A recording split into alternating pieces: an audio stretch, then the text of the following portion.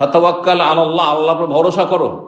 ইন্নাল্লাহা ইউহিব্বুল মুতাওয়াক্কিলিন, আল্লাহর উপর যারা আস্থা ভরসা করে তাদেরকে আল্লাহ ভালোবাসেন। আল্লাহ তোমার রিজিকের ভরসা। চিন্তা করেন, যাদের বিয়ে শাদী একসময় হয়নি, হয়েছে, ছেলে মেয়ে হয়েছে, তাই না? এখন কত দায়িত্ব আপনি পালন করছেন।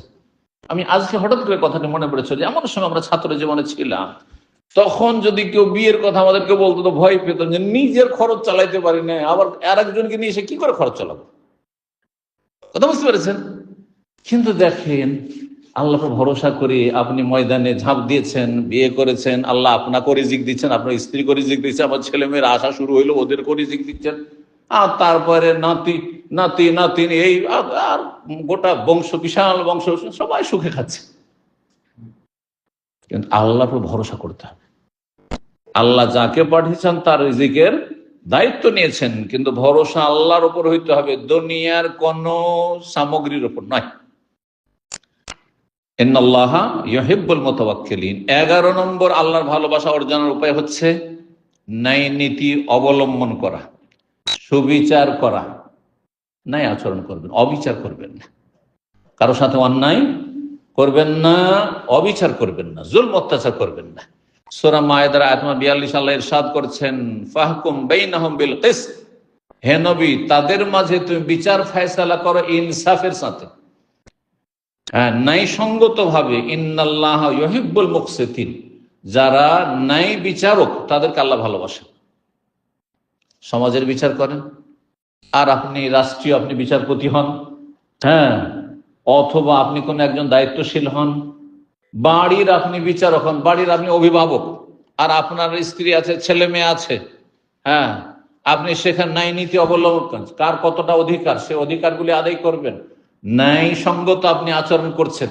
ছোট ভাইরা রয়েছে, তাদের দায়িত্ব আপনাকে দেওয়া আছে, ন্যায় সঙ্গত আচরণ করছেন। আমাদের সমাজে গ্রামে দেখেছি যে যার হাতে টাকা পয়সা থাকে, ধরেন 5টা ভাই আছে, একজন তাদের টাকা পয়সার দায়িত্ব দিয়ে দিয়েছে, বুড়ো মানুষ, মুরব্বী। ও করে কি নিজের ছেলে মেয়েদের লেখাপড়া আর তাদের খাওয়া দাওয়া চলাফেরার মান আলাদা, আর ওই ভাতিজি গুলির, হ্যাঁ, তাদের সাথে আবার অন্য আচরণ। না, আল্লাহ এদেরকে ভালোবাসেন না যারা অন্যায় আচরণ করে। আল্লাহ রাব্বুল আলামিন ন্যায় বিচারকারীদেরকে, ন্যায় সঙ্গত যারা জীবন যাপন করে তাদেরকে ভালোবাসে। ইন্নাল্লাহু ইউহিব্বুল মুকসিতিন। 12 নম্বর আল্লাহর ভালোবাসা অর্জনের উপায়, বেশ কিছু গুণাবলী রয়েছে, বৈশিষ্ট্য রয়েছে, এগুলো যদি আপনার আমার মধ্যে থাকে তো আল্লাহ ভালোবাসবে। সূরা মায়েদার আয়াত 54 রয়েছে, দুটি বিশেষ করে বৈশিষ্ট্য এখানে রয়েছে।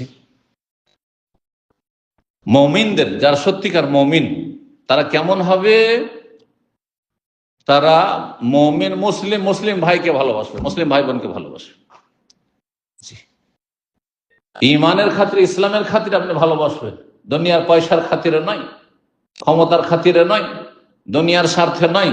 ভালোবাসা হবে কিসের জন্য? আল্লাহর জন্য, আল্লাহর দ্বীনের জন্য। আর কি হবে?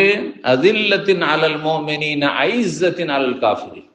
মুমিনদের ক্ষেত্রে নম্র আচরণ হবে আপনার মুসলিম ভাই বোনদের সাথে, দুর্বলদের সাথে, গরিবের সাথে নরম আচরণ হবে। আর যারা জালেম কাফের তাদের সাথে আপনি শক্ত আচরণ করবেন। কিন্তু মানুষের স্বভাব হচ্ছে এর বিপরীত। আঞ্চলিক ভাষায় প্রবাদ আছে যে নরম মাটিতে বিড়াল হাঁটে, না কি করে, হ্যাঁ, যেটি করুক, হ্যাঁ। দেখেন তো, আপনি নরমের উপরে গরম হয়ে যাচ্ছেন, আর গরমের কাছে গিয়ে ভিজা বিড়াল হয়ে যাচ্ছেন আপনি। কেন? কাফেরদের কাছে গোলামি করছেন আপনি, জালেমের কাছে, সমাজের জালেমদের কাছে গিয়ে একটা সত্য কথা বলতে পারছেন, হক কথা বলতে পারছেন, সেখানে আপনি গোলামি করছেন। আপনি জালেমের জি হুজুর করছেন, স্যার করছেন আপনি। আর মুমিন মুসলিম ভাই বোন যারা গরিব, অভাবী, অসহায়, তাদের সাথে আপনি রূঢ় আচরণ করছেন, আপনি খারাপ আচরণ করছেন। না, এটি বদ আচরণ। আপনার আল্লাহ ভালোবাসবেন না। আল্লাহর ভালোবাসা অর্জন করতে হলে কি করতে হবে? জি, আশিদ্দাউ আলাল কুফারি রুহামাউ বাইনাহুম। সূরা মুহাম্মদ আল্লাহ বলেছেন, যারা আল্লাহর শত্রু, আল্লাহর দ্বীনের শত্রু, ইসলাম মুসলিমের শত্রু, তাদের ক্ষেত্রে কঠোর হবে। রোহামা, আপোষে মায়া মমতা করবে। আপনার ভাইদের সাথে, আপনার বোনদের সাথে আপনার মুসলিম ভ্রাতৃত্বের বোধ থাকবে, আপনার তাদের উপর মায়া মমতা করবেন আপনি। আর কি, ওয়ালা ইয়াখাফুনা লাওমাতা লাইম, কোন তিরস্কারকে ভয় করবে না, সমালোচনার পাত্র হয়ে যাবে। আজকাল একটি কথা বাঙালি সমাজে আছে, ইসলাম বিরোধী কথা, বিতর্কিত উনি। হ্যাঁ, এই দিনী আলোচনার ক্ষেত্রে, তাওহীদ সুন্নতের আলোচনার ক্ষেত্রে শিরক বিদআত পথভ্রষ্ট ফিরকাগুলির বিরুদ্ধে আলোচনা যখন করলাম আমি 2004-05 থেকে শুরু করে, তখন আমার সম্পর্কে অনেকে, এমন কিছু আলেম ও জাহেল রয়েছে, উনি তো বিতর্কিত মানুষ। আরে কে বিতর্কিত না? হ্যাঁ, আল্লাহ বলছেন ইন্নানি আনাল্লাহ, আমি তো আল্লাহ, আর কেউ নেই। ওমা মিন ইলাহিন ইল্লাল্লাহ। আর অধিকাংশরা বলছেন না, বহু আল্লাহ আছে, বহু উপাস্য আছে। তাহলে আল্লাহই তো বিতর্কিত। চিন্তা করুন, তাহলে কাফেরদের কাছে আল্লাহ বিতর্কিত না? কাফের বলছেন না, এক আল্লাহর ইবাদত না, আরো কারো আছে, দেবদেবীরও আছে, গাছপালারও আছে, সূর্যেরও আছে, চন্দ্রেরও আছে, আগুনেরও আছে। রসুল সাল্লাল্লাহু আলাইহি সাল্লাম তো রসুলকে বিতর্কিত বলে দিবেন। মক্কা যখন বললেন যে লা ইলাহা ইল্লাল্লাহ মুহাম্মাদুর রাসূলুল্লাহ বলো, তখন কাফেররা ওদিকে সবই তো দুশমন হয়ে গেল, হাতে গোনা কয়েকজন ইসলাম কবুল করা ছাড়া। যে বিতর্কিত নয় সে বাতিলপন্থী, সে বলবে সবটাই ঠিক বাবা, হ্যাঁ যে যেমন আছো থাকো, আমার কোনো আপত্তি নেই। সে জাহান্নামী, সে মুসলিম না, সে কাফের। যে বলবে সব ঠিক, কথা বুঝতে পেরেছেন না? তো ওয়ালা ইয়াখাফুনা আল্লাহ, কে কি বলছে না বলছে ডানে বামে এটা দেখার বিষয় না, আমি কাজটা ঠিক করেছি কিনা দেখার বিষয়। আমি সবসময় একটি কথা বলি, আমার আল্লাহ আমার উপর রাজি আছে কিনা এটা আমার দেখার বিষয়। আপনি আমার উপর রাজি হইতে পারলেন কি পারলেন এটা আমার দেখার বিষয় নয়। আমি যেই কাজটি করেছি এতে যদি আল্লাহ নারাজ হয়ে যান, তাহলে আমাকে বহুবার চিন্তা করতে হবে, এখনই তওবা করে ফিরে আসতে হবে। আর আল্লাহ যদি আমার রাজি থাকেন, দুনিয়া নারাজ হলে আমার কোনো পরোয়া লা ইয়াখাফুনা লাওমাতা লাইম। আল্লাহ বলছেন, যাদেরকে আল্লাহ ভালোবাসেন তারা কোন তিরস্কারকে ভয় পায় না, পরোয়া করে না। আর এটি আল্লাহর অনুগ্রহ, আল্লাহ সবাইকে দেয় না। সাহসিকতা, যে ন্যায্য কথা বলবো, হক কথা বলবো, তাওহীদ সুন্নাতের কথা বলবো, মানুষের পরোয়া করব না, কে কি করছে না করছে, কি কি বলছে না বলছে, সমালোচনা বলে চিন্তা করব না, এটি আল্লাহর ফজল করম, যালিকা ফজলুল্লাহ। 13 নম্বর আল্লাহর ভালোবাসা অর্জনের উপায় হচ্ছে আনসারীদেরকে ভালোবাসা। আনসারীদেরকে ভালোবাসা। দেখেন, নবী সাল্লাল্লাহু আলাইহি ওয়াসাল্লাম ইন্তেকালের পরে নেতৃত্ব খেলাফত মুহাজিরদের মধ্যে থেকেছে, তাই না? আনসারীরা কখনো পদ পায়নি, নেতৃত্ব পাননি।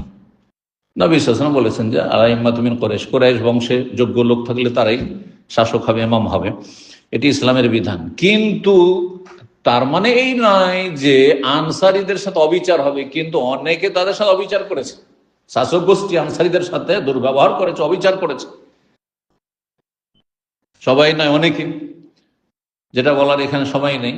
তো আনসারীদেরকে ভালোবাসা এটি আল্লাহর ভালোবাসা অর্জনের উপায়। আল্লাহ যদি ভালোবাসা চান তো আনসারীদেরকে কি করবেন? ভালোবাসবেন। আনসারকে যদি ভালোবাসেন তো আনসারের চাইতে বেশি মর্যাদা হচ্ছে মুহাজির, যারা মক্কা থেকে সবকিছু ছেড়ে আল্লাহর দিনের জন্য খালি হাতে মদিনায় এসে আশ্রয় নিয়েছে, তাদেরকে কত ভালোবাসে চিন্তা করুন। তাই তাহলে আজকাল এক শ্রেণীর লোকেরা নিজেদেরকে মুসলিম বলে, অথচ তাদের দুশ্মন ইহুদি নাসারা নয়, তাদের দুশ্মন কোন কাফের, তাদের দুশ্মন হচ্ছে সাহাবায়ে কেরাম। আবু বকর সবচেয়ে বড় দুশ্মন তাদের, ওমর দুশ্মন, উসমান দুশ্মন, আলী, আপনার সমস্ত 5 জন সাহাবী ছাড়া নাকি সবই তাদের দুশ্মন। চেনেন তো তাদেরকে? আর এদের ভক্ত বাংলাদেশ অনেক আছে। হ্যাঁ, ইসলামী লেবেল লাগিয়ে, সতর্ক সাবধান, হ্যাঁ, এই সমস্ত পথভ্রষ্ট থেকে। আনসারীদেরকে যারা ভালোবাসবে আল্লাহ তাদেরকে ভালোবাসবেন। কথা লম্বা না করে হাদিসটি শোনায়, মানে আহাব্বাল আনসার আহাব্বাহুল্লাহ। নবী সাল্লাল্লাহু আলাইহি ওয়াসাল্লাম বলছেন, যারা আনসারীদেরকে ভালোবাসবে আল্লাহ তাদেরকে ভালোবাসবে। ওমান আবগাদাল আনসার, যারা আনসারীদের সাথে শত্রুতা বিদ্বেষ রাখবে আল্লাহ তাদের সাথে বিদ্বেষ শত্রুতা রাখবেন। এই জন্য এই সমস্ত গোমরা ফিরকা যারা সাহাবায়ে কেরামদের সাথে দুশমনি করে তাদেরকে আল্লাহ ঘৃণা করে, আল্লাহ ধ্বংস করবেন। জি, এতে কোনো সন্দেহ নেই। তাদের ভবিষ্যৎ একেবারে অন্ধকার, এতে কোনো সন্দেহ নেই। হাদিস ইবনে মাজাহ রয়েছে, মুসনাদ আহমদে রয়েছে। আল্লামা আলবানী রাহিমাহুল্লাহ সহিহুল জামের 5953 নম্বর হাদিসটিকে সহিহ বলেছেন।